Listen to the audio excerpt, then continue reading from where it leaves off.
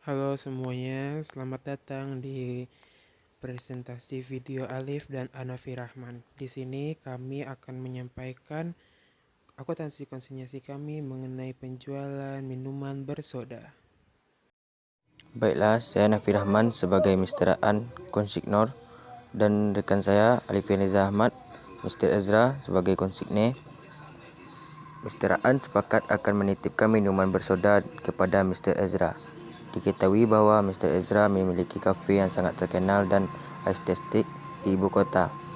Karena estetik itulah dan sangat terkenal tersebutlah kafe tersebut, sehingga Mr. Aan memiliki kesepakatan dengan Mr. Ezra untuk menjual produknya seharga 5.000 per botol dan Mr. Ezra akan mendapatkan komisi 1.000 per botol. Dengan satu kardusnya itu berisikan 10 botol minuman bersoda. 1 Maret 2020, konsignor mengirim barang konsinyasi ke gudang konsigne. Mr. An mengirimkan produk minuman bersodanya sebanyak 8 kardus kepada Mr. Ezra. Harga pokok penjualan 1 botol minuman bersoda adalah 3.000.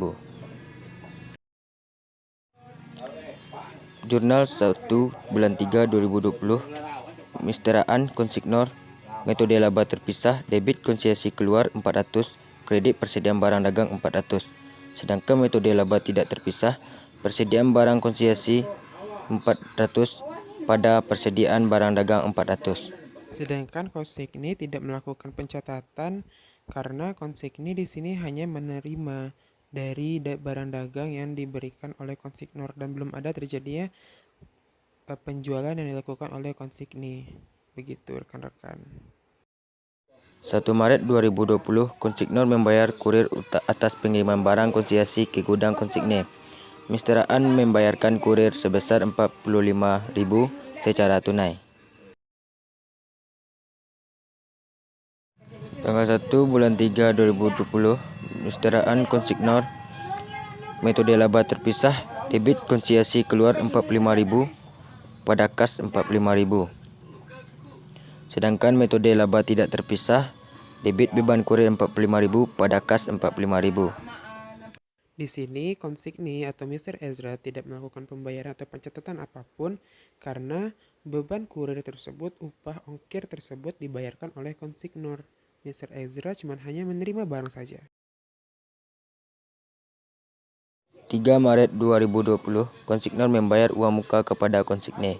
Setelah menerima dan menata produk minuman bersoda Mr. An, Mr. Ezra mengirimkan uang muka sebesar 120. Uang muka yang diberikan itu sebesar 30% dari harga barang konsinyasi yang telah dikirimkan dan nantinya akan dipotong dengan hasil penjualan sesuai dengan barang yang terjual. Jurnal tanggal 3 bulan 3 2020, uang muka 400.000 dikali 30% sama dengan 120.000. Metode laba terpisah, debit kas bank 120 pada uang muka komisioner 120. Sedangkan metode laba tidak terpisah, debit kas bank 120, kredit uang muka komisioner 120. Sedangkan bagian konsigne, debit uang muka pengamanat 120 pada kas bank 120. Metode laba tidak terpisah, debit uang muka pengamanat 120, kredit kas bank 120. 4 Maret 2020, konsignor membayar sewa kafe kepada konsigne. Dikarenakan Mr. Aan menitipkan barangnya kepada Mr. Ezra, maka Mr. Aan harus membayarkan uang sewa kafe kepada Mr. Ezra sebesar 2.500 per botol. Tanggal 4 bulan 3 2020, sewa kafe 2.500 kali 80 sama dengan 200.000. Mr. Aan konsignor, metode laba terpisah, konsinyasi keluar 200.000 pada kas 200.000. Sedangkan metode laba tidak terpisah, debit beban sewa kafe 200.000 pada kas 200.000. Sedangkan Mr. Ezra konsigne, metode laba terpisah, debit kas 200.000 pada pendapatan sewa kafe 200.000. Metode laba tidak terpisah, debit kas 200.000 pada pendapatan sewa kafe 200.000. Selanjutnya, pada tanggal 6 Maret 2020, konsigne menjual barang konsinyasi kepada customer. Yang di sini Mr. Ezra berhasil menjualkan 12 botol minuman bersoda kepada Rudy selaku pembeli dan Rudy membayarkan 12 botol minuman tersebut secara tunai. Pada tanggal terjadinya penjualan transaksi ini, Mr. Ezra selaku konsigni akan mencatat penjualan tersebut dengan cara kita harus mengkalikan unit terjual kita dengan harga jual yang telah disepakati pada awal kesepakatan tadi. Nah, di sini kita akan mencatat kas kecil pada konsinyasi masuk sebesar 60.000. Pada metode laba terpisah, pencatatan secara perpetual dan fisikal sama saja jurnalnya, bisa dilihat pada gambar. Selanjutnya kita masuk pada metode laba tidak terpisah, yang dimana kita akan mencatatnya dengan persediaan barang dagang. Lalu kita harus mencari rumus dari persediaan barang dagang seperti pada gambar tersebut. Dan di sini Mr. Aan selaku konsignor tidak melakukan pencatatan apapun, karena ini terjadi di komisioner.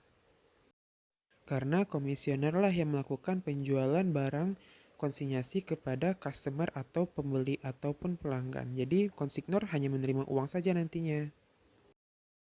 Setelah beberapa hari, pada tanggal 14 Maret tepatnya, ternyata barang yang dititipkan tersebut mengalami kerusakan. Jadi, Mr. Ezra akan mengembalikan barang tersebut kepada Mr. Aan, dan Mr. Aan akan membayarkan ongkos kurirnya. Pada saat terjadinya jurnal atau retur barang ini, kita harus mencari dulu berapa harganya sebesar HPP per unit. Jadi kita kalikan barang yang kita kembalikan dengan HPP per unit yang didapatkan. Dengan beginilah jurnalnya. Di sini Mr. Ezra selaku konsignee tidak melakukan pencatatan apapun karena itu tidak mengalami kerugian apapun bagi Mr. Ezra. Oke, pada saat pembayaran kurir kan dilakukan oleh Mr. Aan, sehingga Mr. Aan akan mengeluarkan uang sebesar 15.000 dan berikut pencatatannya. Mr. Ezra tidak melakukan pencatatan karena Mr. Ezra tidak mengeluarkan uang untuk bayar kurir. Ternyata setelah 6 hari masih terjadi kerusakan karena segelnya nggak terlalu aman pada barang tersebut yang mengakibatkan Mr. Ezra harus mengembalikan barang tersebut kembali kepada Mr. Aan selaku konsignor atau pengamanat.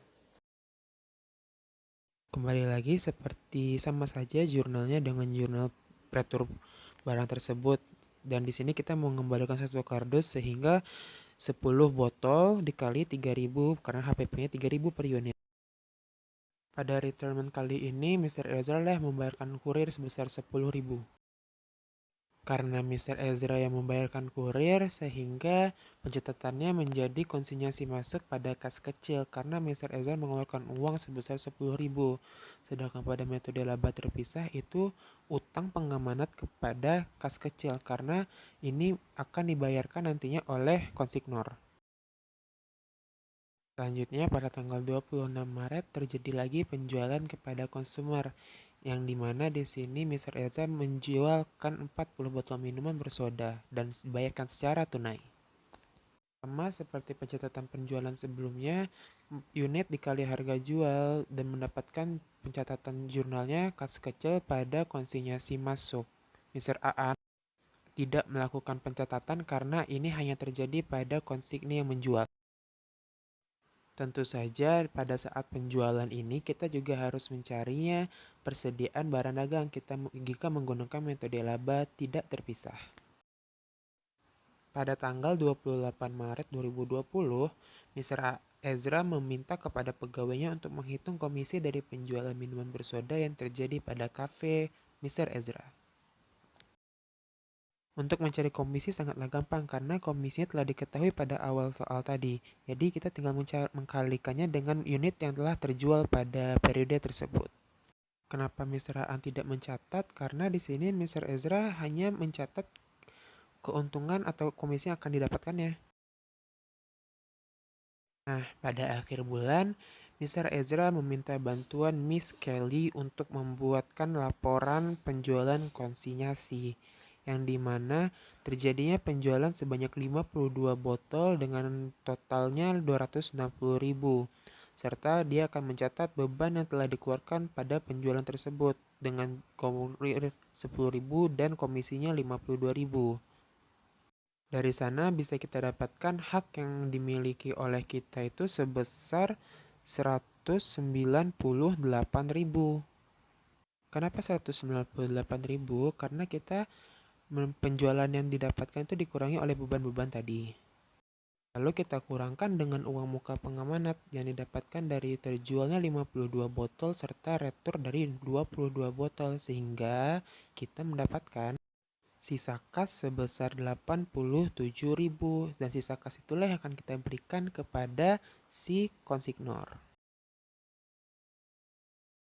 Selanjutnya, Mr. Ezra akan menyerahkan pelaporan dan serta hasil dari jualan 52 botol serta return tadi. Nah, di sini Mr. Ezra menyerahkan hasil uangnya tersebut kepada Mr. Aan melalui ATM. Nah, di sini sisa kas tadi akan menjadi kas tambahan bagi Mr. Aan sebesar 87.000. Nah, konsinyasi keluar yang pada kredit itu merupakan penjualan dari hasil konsinyasi yang di penjualannya gitu sebesar 260.000, yang dimana terjualnya 52 botol minuman bersoda milik Mr. Aan. Sedangkan pada Mr. Ezra akan berkurang uangnya sebesar 87.000 karena telah diberikan kepada Mr. Aan. Namun Mr. Ezra mendapatkan uang sebesar 198.000 dari penjualan yang diberikan.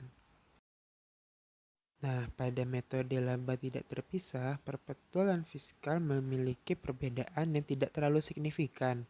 Di metode perpetual, kita akan mencari HPP dan persediaan barang dagangnya, sedangkan pada metode fiskal itu tidak akan kita cari.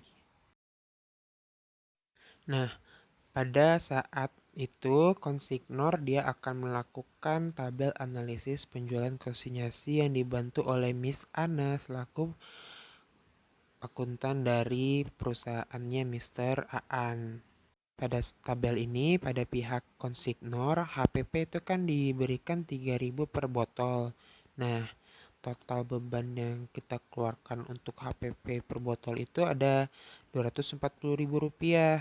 Nah, dari sana kita bisa mendapatkan terjualnya 52 botol seharga 156.000 dari 52 dikali 30.000.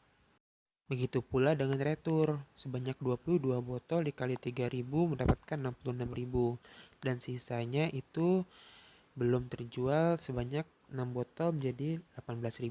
Nah, lalu kita cari beban kurirnya. Dan beban kurir 45.000 ini kita dapatkan dari saat kita memberikan barang pertama kali ke Mr. Ezra. 45.000 ini untuk 8 kardus atau 80 botol. Lalu kita cari berapa sih satuannya dari beban kurir tersebut. 45.000 kita bagi 80 sehingga kita kalikan dengan 52, kita kalikan dengan 22.000, dan sisanya kita kalikan dengan 6 botol. Jadi dapat hasilnya sesuai tabel. Pada beban retur ini kita hanya melakukannya itu pada saat terjadi retur. Jadi kita nggak perlu mencatat di terjual dan belum terjual. Tapi kita melakukan pencatatan beban retur ini ketika si konsignor melakukan pembayaran kepada si kurir saat terjadinya retur pembelian. Nah, tadi kan kita ada tuh bayar sewa kafe sebesar 200.000 untuk 80 produk. Nah, di situ kita bagikan lagi dengan cara yang sama seperti membagi HPP dan beban kurir tadi. Nah, selanjutnya pada bagian konsig ini, di sini kita tidak melakukan banyak beban ya. Jadi hanya beban retur pada saat pengembalian barang dan kita melakukan pembayaran kepada kurirnya atas retur tersebut. Lalu kita menghitung komisi yang kita dapatkan sebesar 52.000. Nah, lalu kita mentotalkannya. Nah, setelah kita melakukan penjumlahan, setelah pada semua total, kita masukkanlah penjualan yang kita terima sebesar 260.000.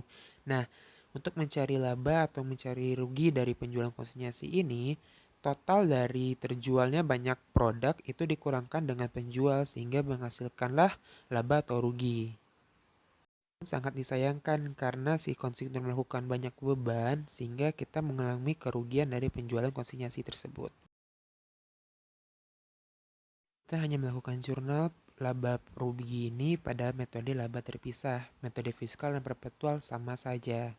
Mr. AA selaku konsignor mendapatkan kerugian sehingga dia harus mengeluarkan uang sebesar 107.250. Baiklah, sekian dari Alif dan Aan mengenai materi ini. Semoga bermanfaat.